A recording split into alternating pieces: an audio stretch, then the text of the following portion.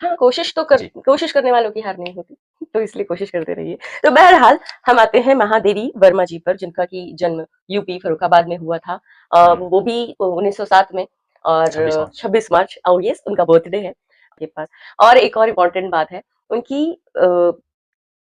Initial schooling कहाँ से कहाँ तक वो एग्ज़ैक्टली मैं पता नहीं लगा पाई, वो इंदौर में भी हुई है। उज्जैन। इंदौर।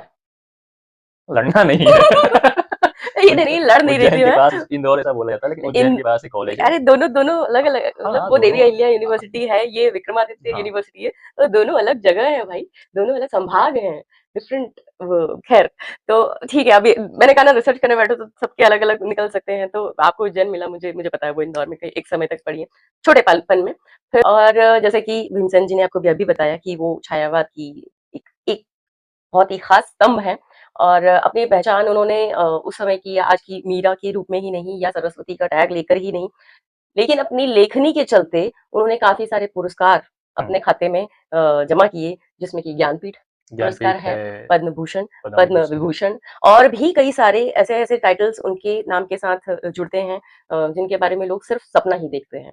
रिसेंटली हम जब होमवर्क कर रहे थे तब हमने देखा कि द्रौपदी मुर्मू जी हमारी हुँ, राष्ट्रपति जो हैं, उन्होंने भी अपने मंच पर एक जगह पर, बच्चों वाली कविता। हाँ, बच्चों वाली कविता जो है उसे अपना मंच पे प्रेजेंट किया था।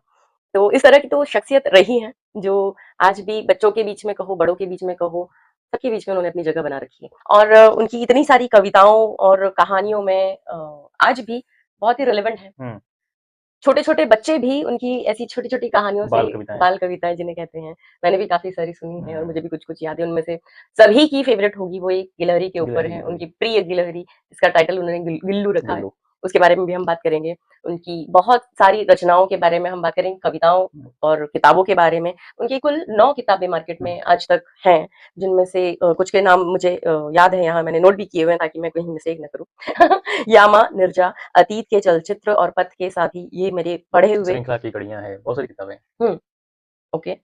अच्छा, मुझे लगा आप उसके बारे में कुछ कहने वाले हो। नहीं, नहीं, वो बहुत बड़ा हो जाएगा। मुझे लगता है कि आपने जो डायरी खोली है, वो डायरी से कुछ डायरी तो अरे, जब आप होमवर्क करते हो तो भाई नोट्स बनाने तो बनते हैं ना। अब वो आप ऐसे बना लो, या जब आपके पास वो ढेर सारा मटेरियल हो तो आप अलग-अलग, लेकिन वो थोड़ा टफ होता है, नोट्स बनाने आसान होते हैं। हाँ, तो मैंने कुछ कविताएँ उनकी खोज करके निकाल कर के रखी हैं, जो मैं यहाँ शेयर करना चाहूँगी। इनफैक्ट अभी, और उनकी खास लिखाई की खासियत जो है वो ये है कि उसमें आपको प्रकृति भी मिलेगी, हुँ, और ह्यूमन साइकोलॉजी भी मिलेगी, स्पेशली फीमेल्स के लिए, स्त्रीवादी कविताएँ। स्त्रीवादी कविताएँ जिन्हें कहते हैं। उनका बचपन में ही उनकी शादी हो गई थी।